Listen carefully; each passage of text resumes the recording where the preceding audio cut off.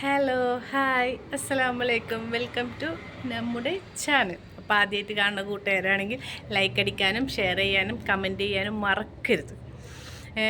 ഇന്ന് വളരെ സന്തോഷമുള്ള ദിവസമാണ് കേട്ടോ. കാരണം ദിലീപ് ഏട്ടൻ്റെ കാര്യം ആലോചിക്കുമ്പോൾ കുറേ പേര് ആളെ കുറ്റപ്പെടുത്താനും എല്ലാത്തിനും കുറേ പേരുണ്ടായിരുന്നു. പക്ഷേ സത്യം ഇന്ന് തെളിഞ്ഞു.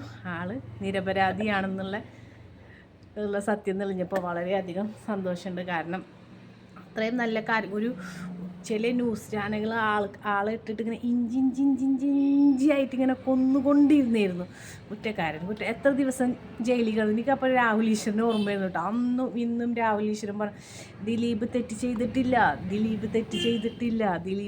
ചെയ്തിട്ടില്ല.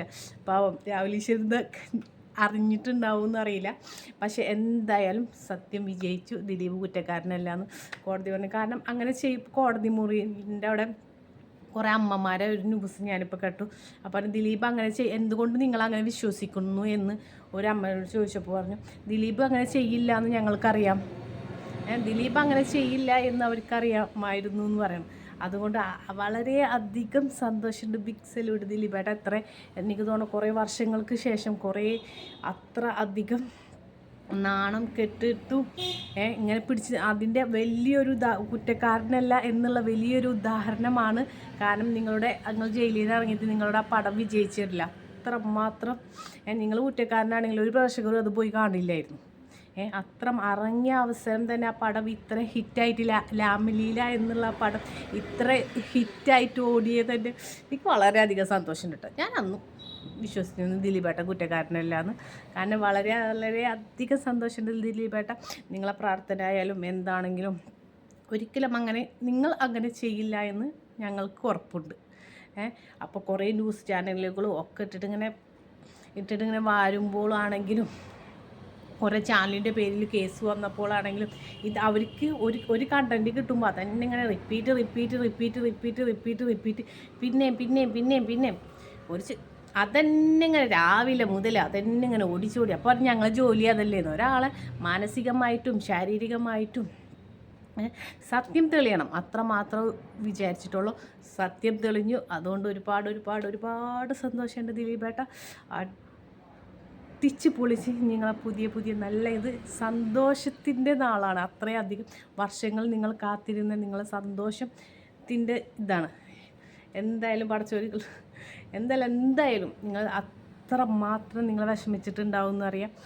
അതേമാതിരി തന്നെ നിങ്ങളെ ഫാമിലി ആണെങ്കിലും അതേമാതിരി തന്നെ എല്ലാവരും ഇതിന് വേണ്ടിയിട്ട് ഇതാക്കിയ ആൾക്കാരൊക്കെ ഉണ്ടല്ലോ. എനിക്ക് ഏറ്റവും ഇഷ്ടമായത് ആ രണ്ട് അമ്മമാരെ ന്യൂസ് ഞാൻ കണ്ടപ്പോഴാണ്. കാരണം ദിലീപ് കുറ്റക്കാരൻ അത് കേൾക്കാൻ വേണ്ടിയിട്ടാണ്. ഞങ്ങൾ ഒരു പരിചയമില്ലാത്ത ആൾക്കാരാണ് ഈ വിധി കേൾക്കാൻ വേണ്ടിയിട്ട് കോടതി മുന്നിൻ്റെ അവിടെ വന്ന് നിൽക്കുന്നത്.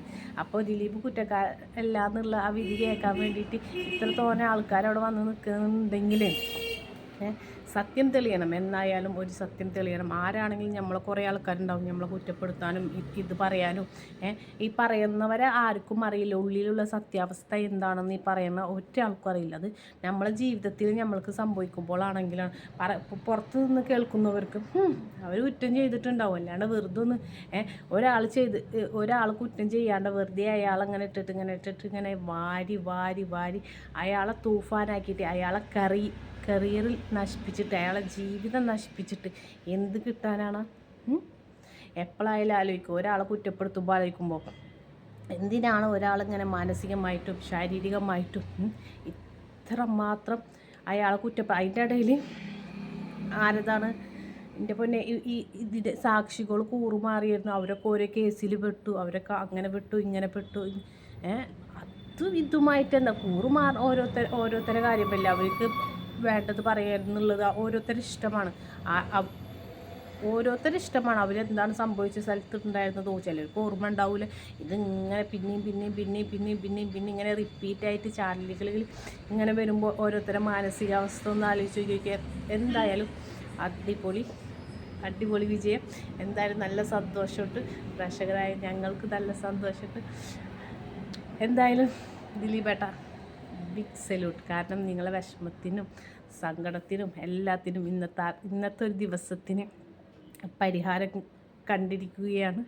തെറ്റ് ചെയ്തവർ ശിക്ഷിക്കപ്പെടട്ടെ എന്നുള്ള പ്രാർത്ഥന മാത്രമേ ഉള്ളൂ. എന്തായാലും ഓക്കെ ബൈ.